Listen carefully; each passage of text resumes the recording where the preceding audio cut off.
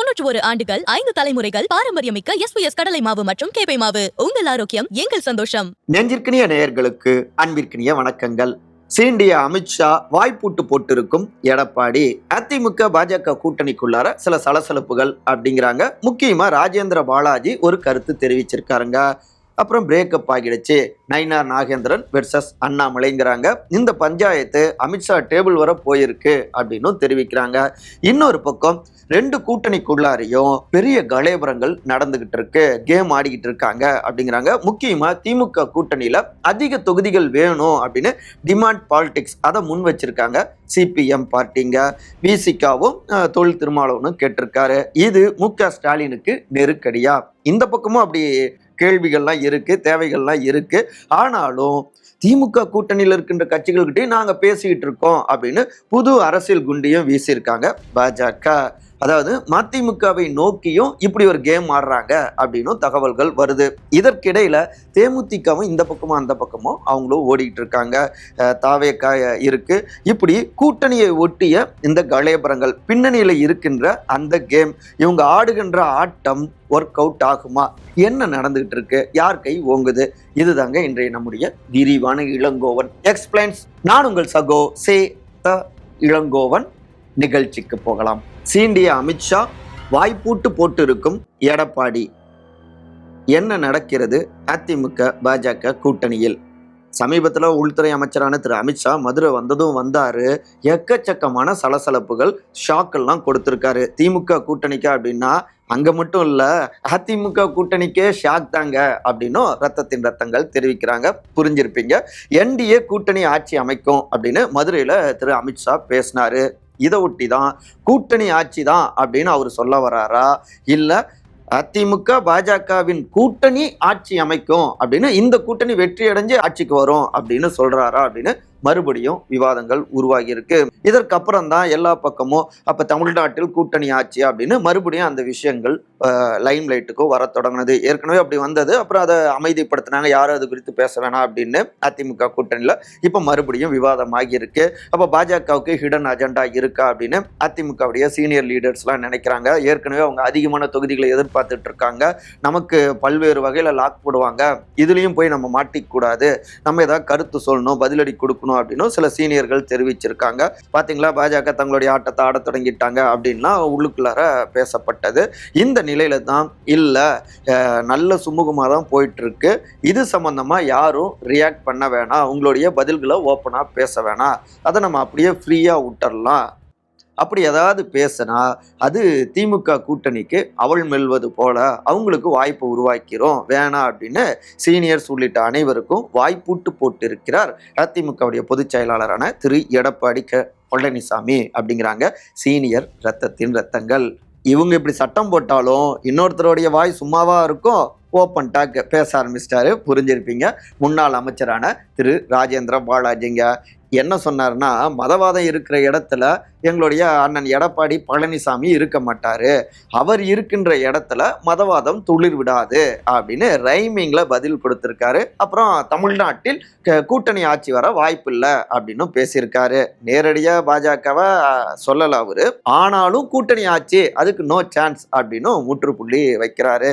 என்னங்க, நம்ம ஒரு ரூட் எடுத்தா இவர் ஒரு ரூட் எடுக்கிறாரு அப்படின்னு சீனியர்கள் கிட்ட ஒரு முணுமுணுப்பு இருந்தாலும் ஓகே, யாராவது ஒருத்தர் வாய் திறந்து பேசியிருக்காங்களா, அதுவும் பாசிட்டிவாக பார்த்துக்கலாம் அப்படிங்கிற மாதிரி டீல் பண்ணிடுச்சு தலைமை. இதுதான் நிலைமை. சரி, இன்னொரு பக்கம் பூத் கமிட்டிகளை அமைக்கக்கூடிய வேலைகள் அதில் ரொம்ப கான்சென்ட்ரேட் பண்ணிட்டு இருக்காங்க அதிமுக. எந்த நிலையில் போயிட்டு இருக்கு, ஒழுங்காக வேலை பார்க்கலன்னா நீங்களா தானாக முன் வந்து ராஜினாமா பண்ணிருங்க, நான் வேற யாராவது வச்சு பார்த்துக்கிறேன், நான் ஆக்ஷன் எடுத்தா நல்லா இருக்காது, ஸோ சொன்ன தேதிக்குள்ளார 100% பூத் கமிட்டிகளை அமைச்சிருக்கணும் அப்படின்னு கூடுதல் கரார் காட்டவும் தொடங்கியிருக்காரு எடப்பாடி அப்படிங்கிறதான் எக்ஸ்ட்ரா நியூஸ்க. நயினார் நாகேந்திரன் அண்ணாமலை பிரேக்கப், அமித்ஷா மேடைக்கு போன ரிப்போர்ட். போன ஞாயிற்றுக்கிழமை ஜூன் 8ஆம் தேதி உள்துறை அமைச்சர் திரு அமித்ஷா மதுரைக்கு வந்திருந்தார் இல்லையா? அப்போ வந்திருந்தப்ப உட்கட்சிக்குள்ளாரியே நிறைய ஆக்ஷன் காட்சிகள்லாம் அரங்கேறினது அப்படிங்கிறாங்க கமலாலயத்து சீனியர் நிர்வாகிகள். அவருக்குன்னே செயல்படுகின்ற ஒரு நிறுவனம் இருக்கு இல்லையா, தனியார் நிறுவனம், நம்ம பல காணொளிகளில் பதிவு செஞ்சுருக்கோம். அவங்க இப்போதைக்கு தமிழ்நாட்டுடைய நிலைமை எப்படி இருக்குது, பாஜகவுடைய நிலைமை எப்படி இருக்குது, சூழ்நிலை எப்படி இருக்குது, சாதகமாக இருக்கா அப்படின்னா ஒரு ஷார்ட் அண்ட் ஸ்வீட்டாக ஒரு ரிப்போர்ட்டை தயாரித்து அமித்ஷா அவருடைய டேபிளுக்கும் அனுப்பியிருந்தாங்க. அதில் நிறைய கேள்விகளும் இருந்திருக்கு.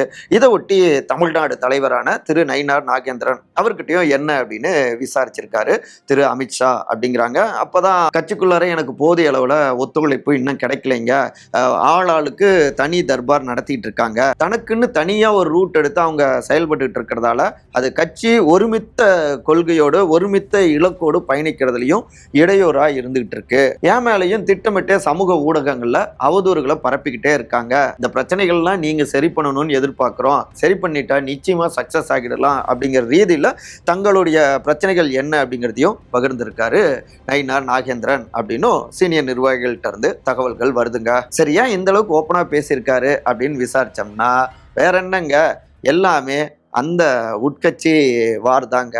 தலைமை பொறுப்புக்கு வந்த உடனே முன்னாள் தலைமையோடு ஒரு நெருக்கமான உறவு ஏற்படுத்தணும் அப்படின்னு இவரும் முயற்சி செஞ்சாரு. ஆனாலும் அந்த முன்னாள் தலைமை இடம் கொடுக்கல. புரிஞ்சிருப்பீங்க. முன்னாள் தலைவரான திரு அண்ணாமலை வெர்சஸ் இந்நாள் தலைவர் திரு நயினார் நாகேந்திரன், ரெண்டு டீமுக்கும் சரியா ஒத்து வரலைங்க அப்படிங்கிறாங்க நடுநிலையான கமலாலய நிர்வாகிகள். என்ன அப்படின்னா, தொடக்க நிலையில பாஜக முன்னெடுத்த போராட்டங்கள்ல திரு அண்ணாமலை பங்கேற்கலைங்க. அப்புறம் தேசிய தலைவர் திரு ஜே.பி. நட்டா அவர் பங்கேற்ற அந்த மீட்டிங்லயும் அண்ணாமலை பங்கேற்கலைங்க. இன்னொரு பக்கம் ஒரே நாடு ஒரே தேர்தல் சம்பந்தமான கருத்தரங்கம் திரு பவன் கல்யாண் துணை முதலமைச்சர் ஆந்திரா அவரை அழைச்சிட்டு வந்து இந்த மீட்டிங் போட்டாங்க. அதுல அண்ணாமலை தரப்புக்கு முறையான அழைப்பு கொடுக்கல. இது அண்ணாமலை டீம் வந்து முன்வைக்கின்ற சார்ஜ். அதனாலேயே அண்ணாமலை டீம் வந்துட்டு இந்த மீட்டிங்கையும் புறக்கணிச்சாங்க. நிறைய அளவுல கூட்டம் வரும் அப்படின்னு தொடக்கத்தில் அதிக சேர் போட்டு இவங்க வந்து ஓப்பனாகவே அவங்க டீம் கிட்ட போகாதீங்க அப்படின்னு சொன்னதால பெரும்பாலானவங்க அந்த கூட்டத்தில் பங்கேற்கல. ஸோ சேர்லாம் வந்து குறைச்சாங்க. அந்த மீட்டிங்கையும் கூட ரொம்ப தாமதமாக தான் தொடங்கினாங்க. அதாவது கட்சிக்கு ஒரு நல்ல விஷயம் நடக்குது, அதையே அதற்கு எதிராகவே இப்படி பேசுகிறாங்களா நடந்துக்கிறாங்களா அப்படிங்கிறது தான் நயினார் நாகேந்திரன் டீமுடைய ஒரு சார்ஜாக இருக்குது. ஆனால் அண்ணாமலை அவங்களுடைய டீம் என்ன சொல்கிறாங்கன்னா, முறையான அழைப்பு யாருக்கும் கொடுக்கறது இல்லை, இன்னமும் அதிமுக காரர் போலதான் நயினார் நாகேந்திரன் செயல்பட்டு இருக்காரு, திராவிட சாயல்ல தான் டிராவல் பண்றாரு, அது நம்ம பாஜகவுக்கு ஒத்து வருமா, உடனே நெருங்க முடியல அப்படின்னு அவங்க சைட்ல இருந்தும் தகவல்கள் வருதுங்க. இதற்கிடையில இந்த பிரச்சனைகள்லாம் ஏற்படக்கூடாதுன்னு தான் தொடக்கத்திலேயே நெருக்கமானாரு நயினார் நாகேந்திரன். அப்ப திரு எடப்பாடி பழனிசாமி அவருடைய பிறந்த நாளுக்கு கூட அழைப்பு கொடுத்திருந்தாரு, ஆனா மறுத்துட்டாரு அண்ணாமலை. இப்படி நிறைய விஷயங்கள் அவரு பிடி கொடுக்கவே இல்லைங்க. அட்லாஸ்ட் என்ன ஆச்சுன்னா, அண்ணாமலையுடைய ஆதரவு ஐடி விங் நபர்கள் அவங்க டீம் என்ன பண்றாங்கன்னா, ஏகத்துக்கும் நயினார் நாகேந்திரனை பாஜக தலைமையை சீன்ற மாதிரி அவங்க பதிவுகள் போட்டிருந்தாங்க. இன்னொரு பக்கம் கூட்டணியுடைய தலைவரான திரு எடப்பாடி அவங்களையும் சீன்ற மாதிரி பதிவு போட்டாங்க. இது ஒரு வகையில் பிரச்சனையாகவும் தான் உடனடியாக வார் ரூம் அரசியலுக்கு முற்றுப்புள்ளி வச்சாரு கடந்த மே மாதம் 21 நயினார் நாகேந்திரன். ஆனாலும் ரெண்டு தரப்பும் முரண்டு பிடிச்சிக்கிட்டே இருக்காங்க. ஓப்பனாக சமூக வலைதளங்களை அட்டாக் பண்ணிக்கிறது பாஜகவுடைய தலைமைக்கும் அவங்களுடைய இலக்குக்கும் தான் அது டேஞ்சராக இருக்கு அப்படின்னும் நடுநிலையானவர்களும் புகார்களை தட்டி விட்டுருக்காங்க. இதுல மதுரை மீட்டிங்ல பார்த்தோம்னா, அண்ணாமலை மேடைக்கு வந்தவுடனே அண்ணாமலையுடைய பேரை அமித்ஷா ஜி வந்து உச்சரிச்சப்ப எழுந்த அந்த ஆரவாரம், நிறைய கைத்தட்டல்கள் வந்தது.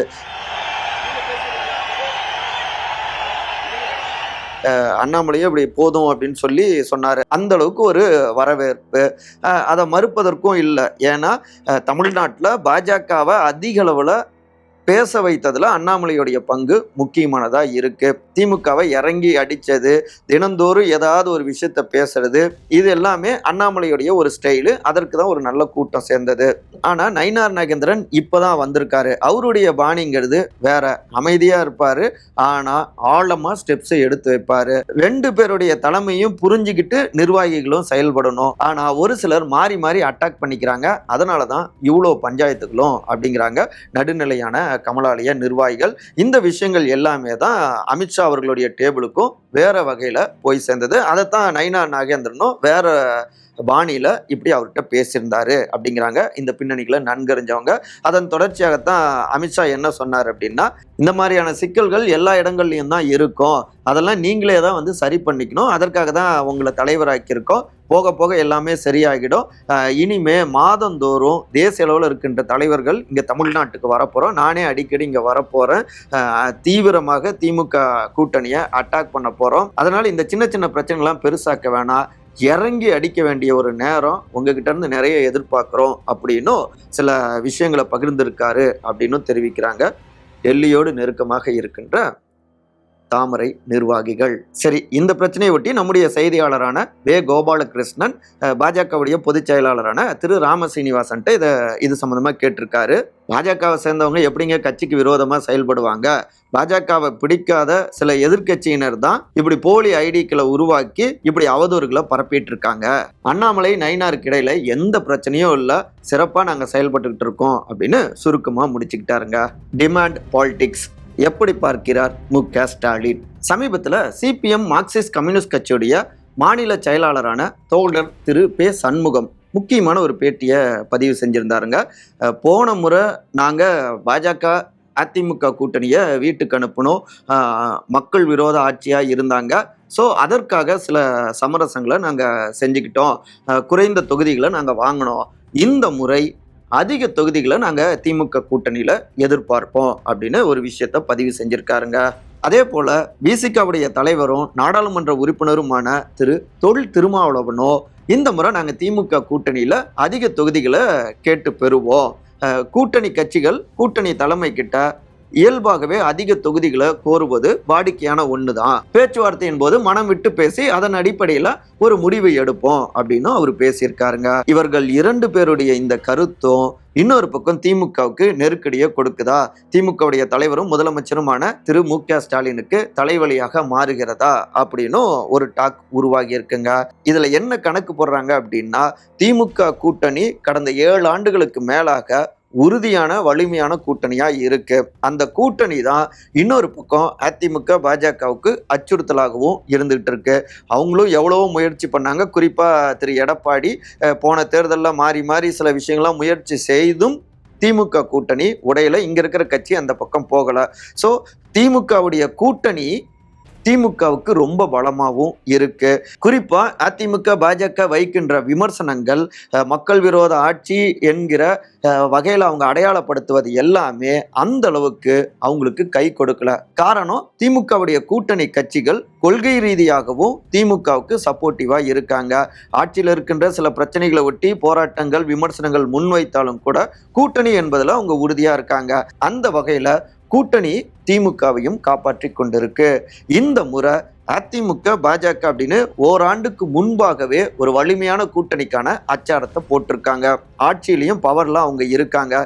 அது மட்டும் இல்லாம வருகின்ற சட்டமன்ற தேர்தலில் வெறும் பாஜகவை மட்டுமே அட்டாக் செய்து ஒரு வெற்றியை பெற்றுவிட முடியாது. நாடாளுமன்றத்துக்கு அது ஓகே, ஆனா இங்க 234 தொகுதியிலையும் வலிமையான போட்டியாக அதிமுக இருப்பாங்க. அப்ப அதிமுகவை வீழ்த்தணும் அப்படின்னா இங்க வலிமையான கூட்டணியும் இருக்கணும், கூட்டணியுடைய தயவும் முதலமைச்சருக்கு அவசியம். ஸோ இதை புரிஞ்சுக்கிட்டு தான் அதிக தொகுதிகளை பெறும் பொழுது சட்டமன்றத்திலையும் கூடுதல் பிரதிநிதித்துவம் வரும், தங்களுடைய கட்சிக்கும் வலிமையாகும், கட்சியுடைய சின்னம் உள்ளிட்ட எல்லாவற்றுக்கும் அது உதவிகரமா இருக்கும் அப்படின்னு கணக்கு போட்டாங்க. அந்த அடிப்படையில தான் இந்த விஷயத்த கரெக்டா முன் வச்சாங்க. அதிமுக பாஜக கூட்டணி வலுவா மாற துடிக்கிறாங்க. இதை பயன்படுத்திட்டு ஒரு நெருக்கடி இருக்கு முதலமைச்சருக்கு, அதை பயன்படுத்திக்கிட்டு அதிக தொகுதிகளை நம்ம பெற்றால் லாபம் தானே அப்படிங்கிறது இவர்களுடைய கணக்கா இருக்கு. ஆனா திமுக தலைமையை பொறுத்த வரைக்கும் போன முறை விடுதலை சிறுத்தைகளுக்கு, சிபிஎம் மார்க்சிஸ்ட் கம்யூனிஸ்ட் கட்சிக்கு, சிபிஐ கம்யூனிஸ்ட் கட்சிக்கு தலா 6 தொகுதிகளை கொடுத்தாங்க. இதுல 2 கம்யூனிஸ்ட் கட்சிகளும் தலா 2 தொகுதிகளை மட்டும்தான் அவங்க வெற்றி அடைஞ்சாங்க. 4 தொகுதிகளை தோல்வியை சந்திச்சாங்க. பிசிகாவை பொறுத்த வரைக்கும் 4 தொகுதிகளில் வெற்றி அடைஞ்சாங்க. இப்ப கூடுதலாக இரட்டை இலக்கத்துல 2 கட்சிகளும் எதிர்பார்க்கிறாங்க. ஆனா அப்படி கொடுத்து விட முடியாது. அப்படி கொடுத்தா அந்த தொகுதிகளில் அதிமுக எளிதில் வெற்றி பெறவும் வாய்ப்புகள் இருக்கு. ஆனா கராரா இப்பவே மறுப்பும் தெரிவிச்சிட முடியாது. அதே நேரத்தில் விசிகாவுக்கு கூட கூடுதலாக சில தொகுதிகளை கொடுக்கலாம் அப்படின்னு ஒரு பார்வை இருக்கு. 4 எம்எல்ஏக்களை அவங்க வெற்றி பெற வச்சிருக்காங்க. அந்த பக்கம் பாமக போனா இந்த பக்கம் நிச்சயமாக விசிகா இருக்கணும். கொள்கை ரீதியாகவும் ஆல் இண்டியா அரசியல்லையும் அவர் ஒரு முகமாகவும் இருக்காரு. இன்னொரு பக்கம் இடதுசாரிகளையும் விட்டுற முடியாது.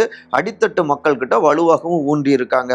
ஸோ ஒரு குழப்பமான ஒரு சூழல் இருக்கு. ரொம்ப கவனத்தோடு இதை கையாளுகிறார்கள். இப்போதைக்கு எந்த விதமான கருத்தும் பேச வேணாம் அப்படின்னும் திமுக தலைமையில தெரிவிச்சிருக்காங்க அப்படின்னும் தகவல்கள் வருதுங்க அறிவாலய வட்டாரத்துல. மதிமுகவுக்கு வலைவிரிக்கும் பாஜக, டெல்லியின் ஆட்டம் எடுபடுமா?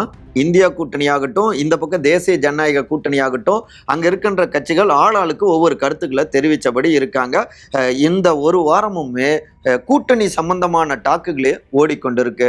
இந்த நிலையில தான் ஒரு புது ட்விஸ்டாக திமுக கூட்டணியில இருக்கின்ற கட்சிகளோடவும் நாங்க பேசிட்டு தான் இருக்கோம், இப்போதைக்கு சொல்ல முடியாது, நிச்சயமா அந்த பக்கத்துல இருந்தும் எங்க கூட்டணிக்கு வருவாங்க அப்படின்னு ஒரு புது அரசியல் குண்டை வீசியிருக்காரு திரு நயினார் நாகேந்திரன், பாஜகவுடைய தலைவர். பாஜக இந்த விஷயத்தை முன் வச்சு ஒரு ஆட்டத்தை ஆடத் தொடங்கியிருக்காங்க.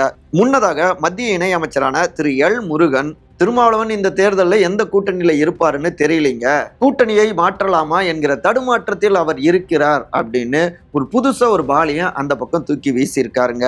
எதுக்கு இப்படி ஒரு ஆட்டத்தை அவர் ஆடுறாரு அப்படின்னு பார்த்தா, முன்னதாக திரு தொல் திருமாவளவன் விசிகாவுடைய தலைவர், தமிழ்நாட்டில் எத்தனை ஆன்மீக மாநாடுகளை பாஜக முன்னெடுத்தாலும் இங்கே பாஜகவால் வளர முடியாது அப்படின்னு இந்த மண் சார்ந்த அரசியலை முன் வச்சிருந்தாரு.